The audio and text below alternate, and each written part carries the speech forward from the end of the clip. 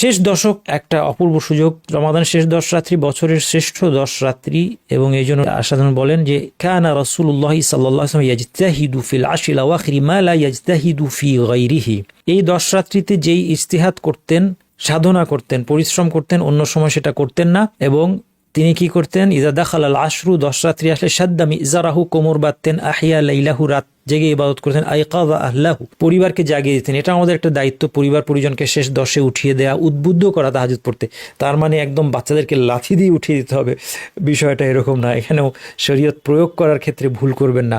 শরীয়তের অর্ধেক যদি হয় দলিল জানা, বাকি অর্ধেক হচ্ছে দলিল কিভাবে মানুষের কাছে পাস করবেন, পৌঁছাবেন। হ্যাঁ, সে যেমন ওই যে একটা হাদিস আছে যে আপনার সেই লোককে আল্লাহ রহম করুন যে তার স্ত্রীর মুখে পানি ছিটিয়ে দিয়ে ঘুম থেকে উঠায় কিয়ামুল লাইলের জন্য, সেই স্ত্রীকে আল্লাহ রহম করুন যে তার স্বামীর মুখে পানি ছিটিয়ে দেয়। এখন স্বামীর মুখে পানি ছিটিয়ে দিলে যদি তালাক হয়ে যাবে, স্বামী এরকম হয়, অথবা সত্যি যদি স্বামী ক্লান্ত থাকে, অথবা এমন হতে পারে যে রাত্রের সালাতে দিনের ব্যাপারে বীতশ্রদ্ধ হয়ে পড়বে, এটা তো আল্লাহ ফরজ করেন নাই রাত্রের সালাতকে। তো সেই জন্য এটার যখন প্রয়োগটা আপনি করবেন পানি ছিটানো, অবশ্যই আপনার বুঝতে হবে যে আপনার স্বামী বা স্ত্রী কোন অবস্থায় আছে। এখন তাকে পানি ছিটিয়ে ঘুম থেকে উঠিয়ে দিলে ফলাফলটা কি হতে পারে, আপনার এই ঔষধটা দেওয়ার ক্ষেত্রে তাকে আপনার কনটেক্সটটা বুঝতে হবে। এটা সব স্বামী স্ত্রীর জন্য প্রযোজ্য এমন নাও হতে পারে। তো এই জিনিসগুলো বুঝতে না পারা কিন্তু আমাদেরকে অনেক সময় বিপদে ফেলে নিজেদেরকে, এবং আমরা মানুষকেও কিন্তু দিন থেকে দূরে সরিয়ে দিই। কাজেই সুন্দরভাবে বুঝিয়ে সুজিয়ে বাচ্চাদেরকে অভ্যাস করাবো, আমাদের স্ত্রী পরিবার পরিজনকে উৎসাহ দিব, অভ্যাস করাবো। লাইলাতুল কদরি খায়রুম মিন আলফি শাহর, লাইলাতুল কদর রয়েছে এই শেষ 10 রাত্রিতে, কোনো একটা রাত্রিতে, এটা নিশ্চিত। এই রাত 1000 মাস অপেক্ষা উত্তম, অর্থাৎ 83 বছর ধরে বা তারও বেশি, 83 বছরের বেশি ইবাদত করার যে ফজিলত এক রাত্রিতেই সেটা পাওয়া যাবে। এবং এই রাত্রিতে একটা বিরাট সুবিধা হচ্ছে মান কামা লাইলাতুল কদরি ইহতিসাবান, এই রাত্রি যে রাত জেগে ইবাদত করবে, গুফিরা লাহু মা তাকাদ্দাম মিন যামবি, তারও একটা অতীতের সমস্ত গুনাহ মাফের অপরচুনিটি আছে। মজার ব্যাপার দেখেন, কেউ যদি সারা রমাদানে রাত্রিতে সালাত আদায় করতে পারলো না, কিন্তু কোনোভাবে লাইলাতুল কদর পেয়ে যায়, তাহলে তারও অতীতের সমস্ত গুনাহ মাফ হয়ে যাবে। এটাই রাত্রির ফজিলত। এটা নিশ্চিত পেতে হলে অবশ্যই শেষ 10-এ রাত্রির প্রত্যেক রাত্রি ইবাদত করতে। শেষ 10 কোনটা, শেষ 10 সেটা অনেকে হিসাব করতে ভুল হয়। মনে রাখবেন আরবি তারিখ রাত দিয়ে শুরু হয়, তাহলে 20 যে রোজা, 20 নম্বর রোজা যেটা রাখলেন আপনি, 20 নম্বর রোজার ইফতার করলেন, এই ইফতারের পরে কিন্তু এখন 21-এর রাত্রি শুরু হয়ে গেছে, শেষ 10 প্রবেশ করেছে, শেষ 10 শুরু হয়ে গেল। বিজোড়ে হওয়ার সম্ভাবনা প্রবল, অর্থাৎ 21-এর রাত্রি, 23, 25 এগুলো সম্ভাবনা বেশি প্রবল। এগুলো সব হাদিসের মধ্যে এসেছে, আমি বিস্তারিত যাচ্ছি না। শেষ 7-এ হওয়ার সম্ভাবনা আরো বেশি, 27, 23, 21-এ হওয়ার সম্ভাবনা বেশি। সাহাবীদের থেকে 27-এর বর্ণনা আসছে, 21-এর বর্ণনা আসছে যে রাসূল সাল্লাল্লাহু আলাইহি ওয়াসাল্লাম বলেছেন আমি দেখলাম যে আমাকে দেখানো হলো যে আমি কাদা পানির উপর সিজদা করছি। সাহাবী বললেন আমি দেখলাম 21-এর রাত্রির ভোরে রাসূল সাল্লাল্লাহু আলাইহি ওয়াসাল্লাম কাদা পানির উপর সিজদা করেছেন। কেউ 23-এর বেলায় এই বর্ণনা এসেছে, তাহলে 27, 23, 21-এ হওয়ার সম্ভাবনা বেশি। এই জন্য কেউ কেউ বলেছেন এমনও হতে পারে এক এক বছর লাইলাতুল কদর এক এক রাত্রিতে হয়ে থাকে। আচ্ছা, তো নিশ্চিত হওয়ার জন্য আমরা যেন কোনোভাবে মিস না করি, সেই জন্য আমরা শেষ 10 রাত্রিতে অবশ্যই এটাকে তালাশ করব। শেষ 10 রাত্রির কোনো রাত্রি আমরা মিস করব না। এখন থেকেই আমরা ফুললি প্রিপেয়ার্ড থাকবো যেন শেষ 10 রাত্রিতে আমাদের কোনো ডিস্ট্রাকশন না থাকে। এখন থেকে সাধ্যমতো যা যা প্ল্যান করা আমাদের পক্ষে সম্ভব। একটা প্রশ্ন আসতে পারে যে এক এক বছর এক এক রাত্রিতে হবে, এটা কিভাবে সম্ভব? এটা সম্ভব, কারণ এই রাত্রিটা হচ্ছে ওই রাত্রি ফিহা ইউফরাকু কুল্লু আমরিন হাকিম। এই রাত্রিতে কোরআন অবতীর্ণ হয়েছে, সেটা হচ্ছে যখন কোরআন অবতীর্ণ হওয়া শুরু হলো সেই সময় সেটা এই 10 রাতের কোনো একটা রাত্রিতে ছিল, হয়তো ধরা যাক 24। পরের বছর তার ওই রাত্রিতে কোরআন অবতীর্ণ হয় না, পরের বছর হতে পারে ওই রাত্রিটা ধরা যাক 27 হতে পারে। কারণ এই রাত্রের কোন রাত্রি, যে রাত্রিতে আল্লাহ সুবহানাহু ওয়া তাআলা মানুষের ভাগ্যে যা নির্ধারণ করেছেন 1 বছরের জন্য সেটার বিলি বন্টন ফেরেশতাদের কাছে সমর্পণ করা হয়। ফিহা ইউফরাকু কুল্লু আমরিন হাকিম, যেটা সূরা দুখানের আয়াত, যে এই রাত্রিতে সমস্ত প্রজ্ঞাপূর্ণ বিষয় সিদ্ধান্ত চূড়ান্ত হয়।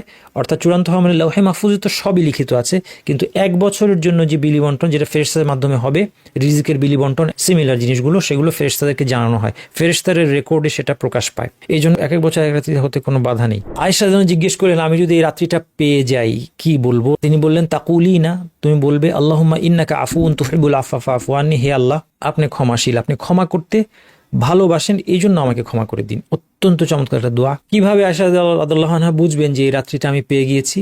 এটা এক ধরনের কারামাত হতে পারে, কেউ বুঝতে পারে, কেউ স্বপ্নে দেখতে পারে, কেউ কোনো লক্ষণ দেখে বুঝতে পারে, এটা তার কারামাত। কারামাতকে আমরা বিশ্বাস করি, এটা অন্য কারোর জন্য দলিল হবে না, বাট এটা তার জন্য দলিল, সে মনে করতে পারে যে হ্যাঁ মনে হয় এই রাত্রি আল্লাহ আমাকে একটা সাইন দেখিয়েছেন। সেটা মনে হোক না হোক, শেষ 10 রাত্রির প্রতি রাত্রিতে আমাদেরকে ইবাদত করতে হবে। এই রাত্রির লক্ষণগুলো সম্পর্কে যে হাদিসগুলো আছে, সেই হাদিসগুলো যদিও আমি বইতে লিখেছি, দিয়েছি, সেগুলো কোট করেছি, কিন্তু সেগুলোর আসলে বিশুদ্ধতা নিয়ে মতভেদ আছে। তবে একটা মোটামুটি সাহাবী, তাও একটা সাহাবীদের থেকে সাব্যস্ত, এটা মারফু কিনা সেটা দেখতে হবে, কিন্তু সাহাবীদের থেকে সাব্যস্ত একটা, সেটা হচ্ছে যে পরের দিন সূর্যটা দুর্বল হবে, সূর্যোদয়ের সময় সূর্যটা অন্যান্য দিনের জন্য দুর্বল হবে, কিন্তু রাত্রিতে সেটা বুঝতে পারার আর কোনো নিশ্চিত লক্ষণ নাই, যদি না কেউ ব্যক্তিগতভাবে কোনো আল্লাহ পাকের পক্ষ থেকে কোনো লক্ষণ লাভ করে। এটা সম্ভব, এটা তার জন্য দলিল হতে পারে, অন্যদের জন্য হবে না। ইন এনি কেস আমরা 10 রাত্রিতে এই দোয়াটা করব ইনশাআল্লাহ। এতেকাফ, এতেকাফের স্থান মসজিদে, বাসায় এতেকাফ হয় না। অনেক সময় আমাদের নারীরা বাসায় এতেকাফ করেন, আসলে মসজিদ হচ্ছে এতেকাফের স্থান। মসজিদ কোনটা? যেই স্থানটাকে সালাতের জন্য ওয়াকফ করে দেওয়া হয়েছে সেটাই হচ্ছে মসজিদ। যে স্থানটা সালাতের জন্য উন্মুক্ত, ওয়াকফ করা, সালাতের জন্যই স্থায়ীভাবে ডেজিগনেটেড, এটাই হচ্ছে মসজিদ। সুতরাং টেম্পোরারি কোনো জায়গা মসজিদ নয়। অফিসে একটা জায়গা আমি রেখেছি, এখানে সবসময় নামাজ হয়, তাও এটা মসজিদ নয়। স্কুলে একটা জায়গা আছে, সবসময় নামাজ, তাও এটা মসজিদ নয়। মসজিদ হচ্ছে স্থায়ীভাবে সালাতের জন্য ডেজিগনেটেড জায়গা। এতেকাফের সর্বনিম্ন সময় কতটুকু? কোনো কোনো আলেম বলেছেন অর্ধেক দিন, মানে একটা দিন বা রাত, ফজর থেকে সূর্যাস্ত দিন, অথবা সূর্যাস্ত থেকে পরের দিন ফজর রাত্রি, এটা হচ্ছে মিনিমাম এতেকাফের টাইম। কেউ কেউ বলেছেন, কেউ কেউ বলেছেন যে না আরো কম হতে পারে। প্রথাগতভাবে ওরফান, প্রথাগতভাবে মানুষ যেটাকে এতেকাফ বলবে সেটাই হচ্ছে এতেকাফ, এই মতটাও আছে, কোনো অসুবিধা নাই। কিন্তু একটা মতের ব্যাপারে, একটা কথার ব্যাপারে সাবধান, যে কথাটা মুখে মুখে চালু একটা কথা, এটা বিদআত হয়ে যাওয়ার সম্ভাবনা আছে। সেটা হচ্ছে যখনই মসজিদে প্রবেশ করছো এতেকাফের নিয়ত করে নাও। এই ধরনের বুদ্ধি আমাদের করতে যাওয়া উচিত না, যেই বুদ্ধি নবী সাল্লাল্লাহু আলাইহি ওয়াসাল্লাম সাহাবীরাও করেন নাই, তাদের মাথায় এই বুদ্ধিটা আসে নাই। তাহলে আমরা বেশি বুদ্ধিমান যেন হতে না যাই, যে আরে মসজিদে তো আমি যাচ্ছি 5 বার, তাহলে আমি মসজিদে ঢোকার সময় এতেকাফের নিয়ত করে ফেলি। এটা যদি ভালো হইতো, লাউ কানা খায়রান লাসাবাকুনা ইলাইহি, যদি এটা ভালো হতো, এর মধ্যে কল্যাণ থাকতো, আমাদের আগে সাহাবীরা করতেন, রাসূল সাল্লাল্লাহু আলাইহি ওয়াসাল্লাম করতেন। তারা যেহেতু করেন নাই, সেই জন্য এগুলো আমরা ডিসকে যাব না, এইসব বলতে যাব না। রমাদানের শেষ দশকে এতেকাফ করা সুন্নাহ। শেষ দশকে যদি এতেকাফ করতে চান, আপনাকে কখন ঢুকতে হবে মসজিদে বলেন তো? এগেইন, শেষ দশক মানে 21-এর রাত্রি থেকে শুরু, রাত্রিটা কিন্তু দিনের আগে আসে, এই জন্য 20-এর রোজাটার ইফতারিটা আপনি মসজিদে ঢুকে করেন, তাহলে আপনি পুরা শেষ দশক পেয়ে গেলেন। এই সময় আপনি ব্যক্তিগত ইবাদতে ব্যস্ত থাকার চেষ্টা করবেন। এতেকাফের সময়টা ব্যক্তিগত, আল্লাহর সাথে রিলেশন বিল্ড করার সময়। সালাত, তিলাওয়াতুল কুরআন, দোয়া, জিক্র, এইগুলি। হ্যাঁ, ওইটা ওই সময় দিন শিক্ষা দেওয়া, দিন শিক্ষা করা নিষেধ না, ভালো, এবং কখনো রেকমেন্ডেড হতে পারে বিশেষ কেসে। ধরা যাক কোনো একজন আলেমকে আমি এই এতেকাফের সময় ছাড়া মসজিদে পাবো না, তিনি দার্স দেওয়ার জন্য তাকে পেয়েছি, এখন এই দার্সটা নিয়ে নিই আমি তার কাছ থেকে, এইরকম ক্ষেত্রে হতে পারে। কিন্তু সাধারণত এই সময় দার্স দেওয়া, সামাজিক কাজ করার সময়টা না। তবে করলে এতেকাফ নষ্ট হবে না। তেমনি কেউ যদি দুনিয়াবি কথাবার্তাও বলেন, অবশ্যই খুবই কমানোর চেষ্টা করবেন, কিন্তু জরুরি প্রয়োজনে বলতে হয়, ফোনে কথা বলতে হয় বা আশেপাশের লোকজনের সাথে, সেটা এতেকাফ ভঙ্গ হবে না। এতেকাফ অবস্থায় স্ত্রী সংসর্গে এতেকাফ ভঙ্গ হয়, অর্থাৎ স্ত্রী সহবাস অথবা কামনাপূর্ণ যে কোনো সম্পর্ক স্ত্রীর সাথে, এতে এতেকাফ ভঙ্গ হবে। আপনারা বলবেন যে ওস্তাদ মসজিদে আবার স্ত্রী কোত্থেকে আসবে আর কামনাপূর্ণ সম্পর্ক কিভাবে হবে? না, মসজিদে হয়তো হবে না, কিন্তু আপনি বাসায় গিয়েছেন, বাসায় যেতে বাধ্য হয়েছেন খাবার আনতে বা কোনো প্রয়োজনে, তখন যদি স্ত্রীর সাথে এই ধরনের কিছু ঘটে, তখন কিন্তু এতেকাফ ভঙ্গ, সাবধান থাকতে হবে। অনিবার্য প্রয়োজন ছাড়া মসজিদ থেকে বের হলে এতেকাফ ভঙ্গ হবে। অনিবার্য প্রয়োজনে মসজিদ থেকে বের হওয়া যাবে, যেমন খাওয়া এনে দেওয়ার কেউ নাই, খাওয়া আনতে আমার বাসায় যেতে হচ্ছে, ওকে, যতটুকু সময় প্রয়োজন থাকলেন। খুব অল্প সময় বসে যদি একটু চা খেয়ে আসতে চান, এতেও আলেমগণ মত দিয়েছেন যে হ্যাঁ আমি রাত্রে আমার নামাজ পড়বো, ইবাদত করবো, মসজিদে চায়ের ব্যবস্থা নাই, বাসায় খাবার আনতে গেলাম, আচ্ছা একটু বাড়তি সময় বসলাম, কি শুধু চাটা খেয়ে চলে আসলাম, ঠিক আছে, এইটুকু পর্যন্ত ঠিক আছে। এরপর টয়লেট করার জন্য অবশ্যই বের হতে হবে মসজিদ থেকে, কারণ মসজিদে টয়লেট করা যায় না। এই ধরনের জরুরি প্রয়োজনে আরও কোনো জরুরি প্রয়োজন চলে আসলো, হঠাৎ মা অসুস্থ, বাবা অসুস্থ, কোনো কারণে বের হতে হলো, এই ধরনের ক্ষেত্রেও, যেটা অ্যাভয়েড করার উপায় নেই, আনঅ্যাভয়েডেবল সার্কামস্টেন্সের ক্ষেত্রে এতেকাফ ভঙ্গ হবে না। এরপর যদি কারো এমন হয় যে এতেকাফ ভঙ্গ হয়েই যায়, কোনো একটা কাজে, অফিসিয়াল কাজে বের হতে হলো, 2 দিন এতেকাফ করার পর হঠাৎ জরুরি অফিসে ডাক আসছে, চলে গেলেন, 2 দিন করতে পারলেন না, আবার এসে কিন্তু বাকি 6 দিন করতে পারবেন, কোনো অসুবিধা নেই। যদিও সেটা শেষ 10 এতেকাফ হবে না, কিন্তু প্রথম 2 দিনে একটা এতেকাফ, শেষের 6 দিন এসে করলেন, মাঝখানে 2 দিন ছেদ পড়লো, সেটাও এতেকাফ, সেটাও ভালো, তাতে ক্ষতি নাই। পুরুষের এতেকাফ এমন হবে যেখানে 5 ওয়াক্ত জামাত হয়, যেন তাকে বেশি বেশি মসজিদ থেকে বের হতে না হয়। 5 বার যদি মসজিদ থেকে বের হতে হয়, তাহলে তার এটা এতেকাফ ফের বিরোধী হয়ে গেল। কিন্তু আলেমগণ বলেছেন যদি এমন হয় যে মসজিদটায় জুমুয়া হয় না, আর মসজিদুল জামে যেটাকে বলা, যেখানে জুমা হয় সেরকম মসজিদ নয়, সেই ক্ষেত্রে তাও এতেকাফ হবে, কারণ সে মাত্র সপ্তাহে তাইলে বড় জোর 2 দিন বের হতে হবে তাকে জুমা পড়ার জন্য, তাতে এতেকাফ ভঙ্গ হবে না। এই হচ্ছে এতেকাফ সম্পর্কে মোটামুটি কথাবার্তা। জাকাতুল ফিতর ফারাদা রাসূলুল্লাহ সাল্লাল্লাহু আলাইহি ওয়াসাল্লাম যাকাতুল ফিতরি তুহরাতান লিস-সাইম মিনাল লাগু ওয়ার রাফাস। রাসূল সাল্লাল্লাহু আলাইহি ওয়াসাল্লাম যাকাতুল ফিতরের বিধান দিয়েছেন। যাকাতুল ফিতর নাম হয়েছে কারণ ফিতর রমাদান থেকে ফিতর অর্থাৎ রমাদান ভঙ্গ করা উপলক্ষে আমরা এই ফিতরাটা আদায় করছি, এজন্য এটাকে ফিতরা বলি আমরা। যাকাতুল ফিতর এটা হচ্ছে রমাদানের যাকাত, এটা যাকাতু রমাদান, এটা আরেকটা নাম রমাদানের যাকাত। আচ্ছা, এটার পারপাস কি? তুহরাতান লিস-সাইম, কারণ সাইমের তো রোজা অবস্থায় কোনো অনর্থক কাজকর্ম অথবা গালাগালি জাতীয় অসহিষ্ণু আচরণ করার কথা ছিল না, কিন্তু মানুষের তো হয়েই যায়, তাহলে এগুলোর থেকে একটা কাফারা হয়ে যাচ্ছে। ওয়া তু'মাতান লিল মাসাকিন, ও মিসকিনদেরকে আমরা খাওয়াচ্ছি। মান আদাহা ক্বাবলা সালাতি, নামাজের আগে আদায় করতে হবে, যে করবে ফাহিয়া যাকাতুন মাকবুলা, সেটা যাকাত হিসেবে কবুল হবে। ওয়া মান আদাহা বা'দা সালাহ, কেউ যদি সালাতের পরে এটা আদায় করে, হিয়া সাদাকাতুন মিনাস সাদাকাত, এটা একটা সাধারণ সদকা হবে, যাকাতুল ফিতর আদায় হলো না। তাহলে কেউ ইচ্ছা করে কিন্তু এটা করা যাবে না, গুনাহগার হবেন। সালাতুল ঈদের আগে এটাকে আদায় করতে হবে। আসেন যাকাতুল ফিতরের মাসালাগুলো দেখে নিই। ঈদের দিন নিজের এবং অধীনস্থদের প্রয়োজনের অতিরিক্ত থাকলেই ফিতরা দিবে। ফিতরা কে দিবে? যার নিজের প্রয়োজন এবং পরিবার অধীনস্থদের প্রয়োজন পূরণ করার পরে অতিরিক্ত আছে, কবে? ঈদের দিনটায় তিনি ফিতরা দিবেন। নিজের স্ত্রী সন্তানের পক্ষ থেকে ফিতরা আদায় করবে। একজন ব্যক্তি তার পরিবার কি আছে? স্ত্রী আছে, 2টা নাবালক সন্তান আছে, টোটাল তারা কয়জন? 4 জন। 4 জনের ফিতরা দিবে। 3 কেজি করে চাল, 12 কেজি চাল দিবে। চালের কথাটা আমি সামনে আসছি, অর্থ দেওয়া যায় কিনা আসছে এখন, মানে কাদের পক্ষ থেকে ফিতরা দিতে বাধ্য সেটা বুঝাচ্ছি। ব্যক্তি, তার স্ত্রী এবং সন্তান, অপ্রাপ্তবয়স্ক সন্তানরা বড় হয়ে গিয়েছে, তাদের ফিতরা তারা দিবে। বাবা কিন্তু তার ফিতরা দিয়ে দিবেন না, যদি দিতে চান বলে দিবেন যেন সে নিয়ত করতে পারে। সন্তান বড় হয়ে গেছে, প্রাপ্তবয়স্ক কিন্তু অভাবী, তাহলে তার ফিতরাটাও বাবা দিবেন, ঠিক আছে? আচ্ছা, এখন পরিবারে কর্তা তার স্ত্রী সন্তান বাদে মা বাবা যদি থাকেন তারা সচ্ছল, তারা তাদেরটা তারা দিবেন, এটা নিয়ম। ছেলে আদায় করে দিতে পারেন, চাইলে আদায় করে দিলে অবশ্যই তাদেরটা বলে দিবেন। ভাই বোন আছে একই পরিবারে, আচ্ছা যদি ধরা যায় মা বাবার নিজেদের সম্পদ নাই, অভাবী মা বাবা আছে, ভাই বোন আছে, তাদের ফিতরা কর্তা, পরিবারের কর্তা ছেলে আদায় করতে বাধ্য কিনা?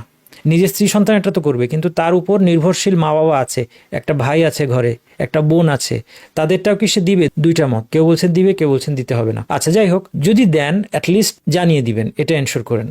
কারণ যদি এমন হয় যে এটা তাদের জন্যই এই ফিতরাটা আপনার জন্য বাধ্যতামূলক না দেওয়া, সেক্ষেত্রে জানিয়ে দেওয়া উচিত, কারণ তারা নিয়ত করবে। অধিকাংশ আলেমের মতে প্রধান খাদ্য দিয়ে ফিতরা আদায় করবে। ফিতরা আদায় কি হবে? খাদ্য দিয়ে। যত হাদিস আছে সবগুলোতে দেখা যায় খাদ্যের কথা উল্লেখ এসেছে। এই জন্য জমহুর আলেম ফোকাহা, যুগে যুগে বেশিরভাগ আলেম বলেছেন খাদ্য দিয়ে আদায় করতে হবে। প্রধান খাদ্য কোন দেশের কোন প্রধান খাদ্য? বাংলাদেশের মানুষ কি খায়? চাল, তাহলে বাংলাদেশে চাল দিতে হবে। বাংলাদেশে খেজুর কিশমিশ দিলে হবে না, কারণ মূল পারপাস হচ্ছে হাদিসগুলো থেকে বোঝা যায় যে দেশের যে প্রধান খাদ্য, যে সময় মানুষ কিসমিসটা তাদের স্টেপল ফুড ছিল। হ্যাঁ, কিসমিস কিন্তু এখন কোনো স্টেপল ফুড না। কিসমিস কই দেন আপনারা? সেমাই বানান ঈদের দিন, সেমাইয়ের মধ্যে কিসমিস দেন, এটা শখের জিনিস। কোনো ক্ষুধার্ত ব্যক্তিকে যদি আপনি কিসমিস খেতে দেন তখন সে আপনার উপর রাগ করবে। বাংলাদেশের মানুষ কিসমিস খেয়ে ক্ষুধা নিবারণ করে না, বাংলাদেশের মানুষ চাল দিয়ে ভাত খেয়ে ক্ষুধা, এই জন্য বাংলাদেশের জন্য চাল। যেই সময় কিসমিস প্রচলন ছিল, যে সময় খেজুর প্রধান খাদ্য ছিল, সেই জায়গায় খেজুর। এটা হচ্ছে মূল কনসেপ্ট, ইনশাল্লাহ এটাই সঠিক। তাহলে চাল দিয়ে আদায় করবেন। বাংলাদেশে অর্থের দ্বারা ফিতরা আদায়ের বিধান কি বলছি, ভালো করে শুনেন। সাহাবীদের সময় অর্থের দ্বারা ফিতরা আদায় হয়েছে, এটার প্রমাণ আছে, যদিও নবী সাল্লাল্লাহু আলাইহি ওয়াসাল্লামের হাদিস পাওয়া যায় না, কিন্তু কি প্রমাণ আছে? আবু ইসহাক আস-সাবিঈ, একজন বিখ্যাত তাবী, তিনি হাদিস বর্ণনা করেছেন যে তিনি পেয়েছিলেন হচ্ছে খুলাফা রাশিদিনের শেষের দিকে, আলী রাদিয়াল্লাহু আনহু শেষের দিকে, অর্থাৎ তখন অনেক সাহাবী উপস্থিত। তিনি বলছেন যে তারা সেই যুগের মানুষ শস্যের বিনিময়ে টাকা দিয়ে, অর্থ দিয়ে ফিতরা আদায় করতেন। এটা বিশুদ্ধ বর্ণনা, এটা সাব্যস্ত হয়েছে, হাসান বর্ণনা, হাসান বা সহিহ। আচ্ছা, তার মানে কি? তার মানে সাহাবীদের জীবদ্দশায় এটা ঘটেছে। এরপর আল হাসান আল বসরি, তিনি একজন তাবী, তিনি এর পক্ষে মত দিয়েছেন। ওমর ইবনে আব্দুল আজিজ, বিখ্যাত তাবী, আপনার তার নাম জানেন, যাকে 5ম খলিফায় রাশিদ বলা হয়, তার এটার পক্ষে মত আছে। এই জন্য কেউ যদি টাকা পয়সা দিয়ে ফিতরা আদায় করে, অর্থ দিয়ে করে, তারকে ভুল বলতে পারবেন না, তার সাথে ঝগড়াঝাটি করবেন না। এবং মাসলাহাতের ক্ষেত্রে যখন দরিদ্রদের জন্য এটাই বেশি উপকারী, তখন ইবনে তাইমিয়ার মতো মানুষ এটাকে জায়েজ মনে করেছেন। সুতরাং এটা কোনো ঝগড়াঝাটির বিষয় না। এগেইন, আপনি, আপনার জন্য আমার রেকমেন্ডেশন, আমার নিজের জন্য, আপনার জন্য, যে আমরা সেফ সাইডে থাকতে আমরা চাল দিয়ে দিই। চাল তো মানুষের কাজে লাগে। আমার পরিবার 4 জন, 3, 4, 12 কেজি চাল দিয়ে দিই মিসকিনকে। কেউ যদি টাকা দিয়ে দিতে চায় যে না ভাই আপনার হচ্ছে না, কিন্তু আপনার এটা ভুল, আমি বিনয়ের সাথে বলবো এই টেন্ডেন্সি আমাদেরকে বাদ দিতে হবে। যত বড় আলেমই বলুক, অনেক বড় আলেমদেরকে আপনারা শুনেছেন খুব শক্ত হয়ে বলতে যে এগুলো কিচ্ছু হয় না, টাকা পয়সা দিলে কিচ্ছু হয় না। এগুলো আমি মনে করি এই পজিশনগুলো আলেমদের জন্য মানায় না। তাদের প্রতি ডিউ রেসপেক্ট রেখে আমি বলি যে এই ধরনের এক্সট্রিম পজিশন ফিকহি মাসালায় নেওয়া যে উচিত না, এটা তাদের সবার আগে বোঝা দরকার। বেশিরভাগই বুঝেন, কিন্তু দুই একজন আমি বলছি যে এমন কোনো দুই একজন আলেম থাকতে পারেন যে খুব শক্ত হয়ে বলেছেন। আপনার প্রিয় আলেম শক্ত হয়ে বললেও আপনি কিন্তু আলেম না, আপনি শক্ত হয়ে যাবেন না। আপনি পয়েন্টটা বুঝবেন যে মতভেদটা কোথা থেকে আসছে। তাবিদের যুগ থেকে হাসানুল বসরির মতো মানুষ থেকে মতভেদ আসছে, সাহাবীরা এটা করেছেন, এরকম প্রমাণও পাওয়া যাচ্ছে। তাহলে আমাদের এত এক্সট্রিম পজিশনে যখন দরকার নাই। যাই হোক, এই জন্য আমি বলবো অর্থ দিয়ে ফিতরা আদায় করলে আমার মতে অবশ্যই ফিতরা আদায় হবে, কিন্তু আমি তারপরেও বলবো যে নিরাপদ হচ্ছে আমরা সেফ সাইডে থাকতে চাল দিব। 3 কেজি কোত্থেকে আসলো? তখনকার দিনে পরিমাপ ছিল সা হচ্ছে মুদ, 4টা মুদ। মুদ মানে 2 হাত, হাতে তো বিভিন্ন সাইজ আছে, আবার মধ্যম সাইজের হাতে যদি 2 হাত মিলিয়ে চাল তোলা হয় এটা 1 মুদ। এরকম 4টা মুদ হইলে একটা সাহ। তখনকার দিনে মানুষের পটও ছিল, তাদের একটা আন্দাজি ছিল এটা কতটুকু। তো সেটা এখনকার পরিমাপ করতে গিয়ে বিভিন্ন ধরনের 2 কেজি থেকে 3 কেজির বিভিন্ন মাপ পাওয়া যায়, কারণ আলেমরা অ্যাপ্রক্সিমেট করতে গিয়ে এটাকে কি করেছেন, তাদের মধ্যে মতভেদ হচ্ছে, খুব স্বাভাবিক। এর মধ্যে সবচেয়ে বেশিটা হচ্ছে 3 কেজি, হ্যাঁ, যেটা লাজনা দাইমা সৌদি আরবের স্থায়ী ফতোয়া কমিটি, তাদের মত হচ্ছে 3 কেজি। এটা সেফ, এটা যেহেতু সবচেয়ে বেশি এটা সেফ, এই জন্য এটা দিয়ে দিই আমরা, 3 কেজি করে দিয়ে দিই। সাথে চালের সাথে মানুষ শুধু চাল খায় না, সাথে ডাল ইত্যাদি দিলে আরো ভালো। চাল, ডাল, গোশত যে যা পারেন, বেশি আল্লাহর রাস্তায় বেশি দিলে আরো ভালো, যেহেতু খাদ্য দিতে বলা হয়েছে। ঈদের সালাতের পূর্বে আদায় করতে হবে। ঈদের সর্বোচ্চ 3 দিন আগে আদায় করা যাবে। ইবনে ওমর 1 বা 2 দিন আগে দিতেন। কোন কোন হাদিস থেকে ইশারা পাওয়া যায়, বোঝা যায় যে 3 দিন আগে পর্যন্ত দেওয়া যায়। 3 দিন আগে মানে 28শে রমাদানের আগে দিবেন না। কারণ কি, যদি 27শে রমাদানে আপনি দেন আর যদি মাস 30-এ হয়, তাহলে 27-এর পর 28, 29, 30, ঈদের দিন 4 দিন চলে গেল। এই জন্য আপনি 28শে রমাদানের আগে দিবেন। 28 রমাদান মানে কি, 27 যে রোজাটা রেখেছেন এই রোজার দিন সূর্য ডুবার পরে দিবেন, এর আগে নয়। যদি সবচেয়ে আগে, এর আগে দিবেন না। ফিতরা মিসকিনকে দিতে, অভাবী মুসলিমদের মধ্যে যারা অভাবী মিসকিন, তারা হতদরিদ্র হতে পারে, আবার এমন হতে পারে যে মিসকিন মানে কি, তার আয় আছে কিছু কিন্তু তার আয় তার জন্য যথেষ্ট নয়, তাকেও দেওয়া যাবে। একাধিক ব্যক্তিকে একজনের ফিতরা এবং একজনকে একাধিকের ফিতরা দেওয়া যাবে। একাধিক ব্যক্তিকে একজনের ফিতরা কিভাবে দেওয়া যাবে? ধরা যাক আমার পরিবার শুধু আমি আছি, 3 কেজি চালই দিব, কিন্তু 3 কেজি চাল আমি 6 জনকে দিলাম, আধা কেজি করে দেওয়া যাবে, কোনো অসুবিধা নাই। আবার আমার পরিবারের 4 জনের 12 কেজি চাল আমি মনে করলাম পুরো 12 কেজি একজনকে দিয়ে দিই, এটাও দেওয়া যাবে, কোনো অসুবিধা নাই। সুবহানাকাল্লাহুম্মা ওয়া বিহামদিকা আশহাদু আল্লা ইলাহা ইল্লা আনতা আস্তাগফিরুকা ওয়া আতুবু ইলাইক।